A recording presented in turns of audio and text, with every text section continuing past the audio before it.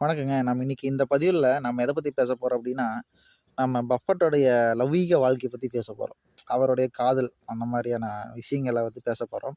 இப்ப நம்ம பஃபட் வந்து ஒரு ஐபிஎம்லயோ இல்ல ஒரு மிகப்பெரிய ஒரு நிறுவனத்தில் இருக்கக்கூடிய முதலாளியோ, இல்ல மேனேஜரையோ, இல்ல சிஇஓவையோ பார்த்து பேசுறோம்னா, அவரு கத்திப்பிடி போய் தைரியமா பேசிட்டு வந்துருவாரு.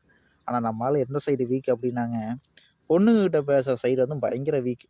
அதாவது 100க்கு 0 போடலாம். அந்த அளவுக்கு தான் நம்ம ஆளுக்கு நம்ம ப ப பஃபட்டுக்கு வந்து பயங்கரமான வீக். ஒரு ஒரு ஒரு ஷையான ஆளுன்னு பொருட்டு பேசுறதுக்கு. அதையும் மீறி போய் பேச வேண்டிய ஒரு சூழ்நிலை வந்துச்சு அப்டின்னா, ஒரு ரோபோ மாரி தான் பேசுவாரு. "நல்லா இருக்கீங்களா? சாப்பிட்டீங்களா? தூங்குனீங்களா?" அப்படின்னு தான் பேசுவாரு. மத்தபடி அவருக்கு எதுவும் பேச தெரியாது.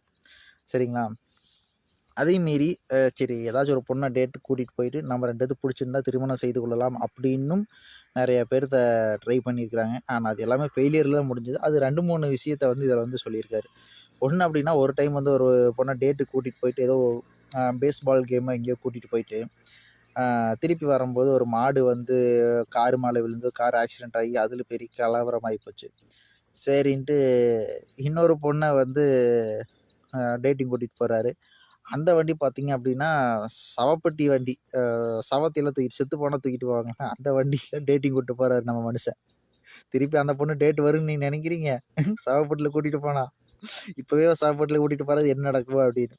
அப்புறம் இன்னொரு பொண்ண கூட்டிட்டு போறாங்க. அந்த பொண்ணு பயங்கரமான அமைதி. அமைதியாவே கூட்டிட்டு போயிட்டு, அமைதியாவே கூட்டிட்டு வந்துட்டாரு. எதுவுமே பேசல அந்த ஃபுல்லாவே. அதான் இன்னொரு பொண்ண வந்து கோடைக்கால விடுமுறையில கூட்டிட்டு போய் எல்லா ஊரெல்லாம் சுத்தி பார்க்குறாரு. அதுவும் வேலை ஆகல. என்னடா நம்ம வாழ்க்கை இப்படியே போகுதே! இதுல ஒண்ணுமே விஷயமே இல்லையாட்ருக்கே! அப்படின்னு சொல்லிட்டு இருக்கும்போது தான், அவருடைய தங்கை பெர்டியோடைய ரூம்மேட் சூசன் தாம்ஸ் சூசன் தாமசன் சரிங்களா? அப்படிங்கிற ஒரு பொண்ணோட அறிமுகமாகுது. அந்த பொண்ண பார்த்தோனே நம்ம பஃபட்டுக்கு வந்து ரொம்ப புடிச்சு போச்சுங்க. என்னென்னமோ தில்லாலங்கடி வேலையெல்லாம் பண்றாரு. சூசன கரெக்ட் பண்றதுக்கு. ஆனா சூசன் வந்து கரெக்ட் ஆகுற மாரி தெரியல. பஃபட் எது பேசுறதையும் பெருசாவே கண்டுக்கவே இல்ல.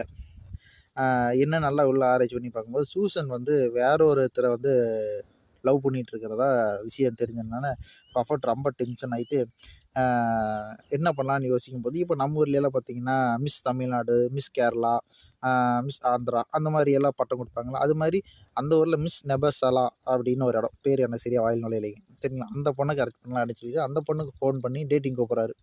அந்த பொண்ணு ஓகே. டேட்டிங் நான் ரெடி அப்டின்ட்டு 2 பேரும் நியூயார்க் நகரம் முழுசுமே சுத்தி திரியிறாங்க. ஐஸ்கிரீம் சாப்பிடுறாங்க. அ ஜாலியா சுத்துறாங்க. பழக பழக இந்த பாலும் புளிக்கும் அப்படிங்கிற மாரி